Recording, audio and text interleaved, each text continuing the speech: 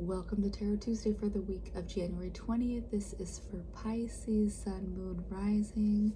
Take what resonates, and if this reading doesn't speak to you, go check your other two signs videos for deeper messages. Yeah.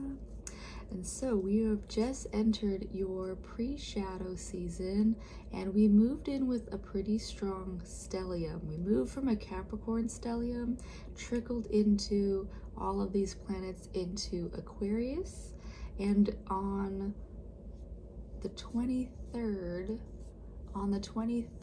we have Mars joining that stellium. So that is where Aquarius is the sign of the humanitarian, and so this is about a time period where we have the good of all taking priority over just individual goals. Even though when you look in Aquarius in the eye, they might come off as independent or aloof, but what that is just with their high intelligence, they just have a hard time relating to people personally. But that doesn't mean that with their logical mind, they cannot see that it doesn't make sense to put some people on a pedestal and let other people starve in the streets. Yeah, so that's what Aquarius energy is about. That's the primary energy of the moment. But we also have on the 26th, Neptune is going to move into Aries. It's move there from your sign, and when Neptune was in your sign, there was a lot of unconscious and subconscious things seeping into our collective unconscious. And with Aries there, Aries is a bit more about taking action, and so you might be able to bring your dreams into your reality right now. And because Neptune is an outer planet, it lives there longer. It's not as much of a forefront influence as, say, all of these planets that are in Aquarius right now, but it is something that will flavor this moment of time that we're in. Yeah.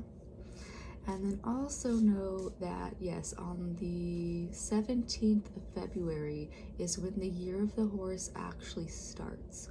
So we are still clearing this last little bit of year of the snake that is heavy on the minds of the collective as well. Yeah, so let's see what we have going on for you. I'm using the Sedona deck, and it's a deck I got for my birthday. I love this deck. All right, so let's see what we got going on for Pisces. Okay, we have Sage, Heart's Desire manifesting. So Pisces, for you, if you are somebody who likes to use sage around your house, like you can see this bundle, people will buy these little bundles, burn it and cleanse the house, which when I was in Nepal, they really use incense and smoke as a way to purify the air. And at least when I was there, it did, counter the rest of the pollution that was in the space. But yeah, sage is a good way to cleanse. People use it to cleanse their auric field. That is the main reason why people use it. The scent is one of the strongest sensory systems that we have. So just smelling the sage puts you in a higher vibration when you are engaging in whatever it is that you need to engage. But you can also eat it, and it's good for cleansing and anti-inflammatory, I'm pretty sure, for the system. So if you want to use and connect to sage in that way, it's for your heart's desire manifesting. So for you to connect deeper to your heart space right now, what it is that you want to, if you're working from a place where you are more connected to like what brings you joy, or if there's a cause that is really calling to you right now, really tapping into that heart space. And yeah, sage can be a vehicle that you do that. Here's your next card, Desert Spirit, love from the Creator. This is one of the more abstract, I think this is the only really abstract one. Everything else is very natural in this deck. But yeah, so Desert Spirit, it's saying that when you tap into your heart's desire, you are tapping into that love of the universe.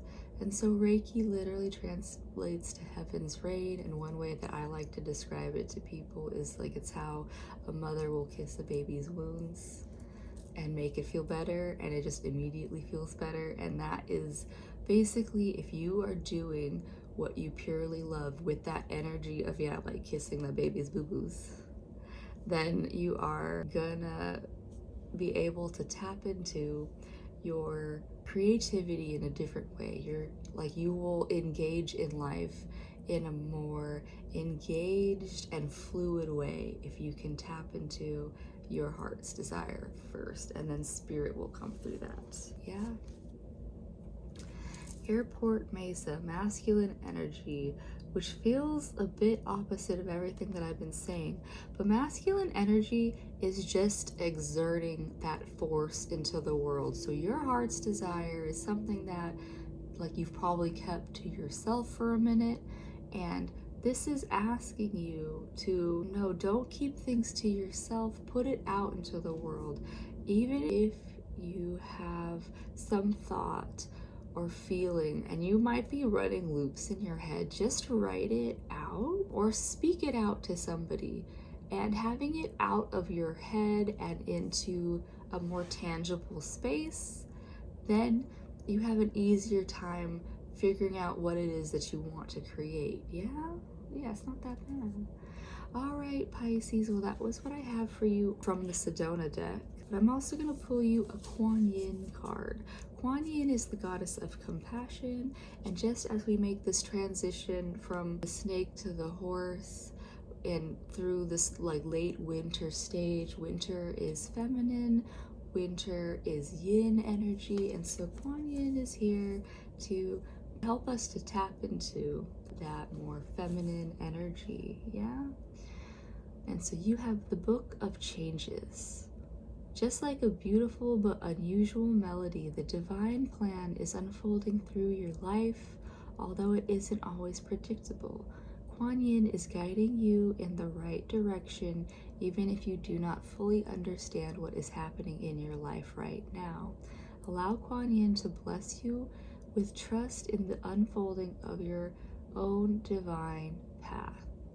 Yeah, and so it's saying, yeah, life is unpredictable, but even if you don't understand what's happening, you just got to keep moving. It's that masculine card for you. It's just that, yes, we don't know what's happening, but you just have to keep going. So Pisces, I hope that helped, and I'll see you next week. Bye.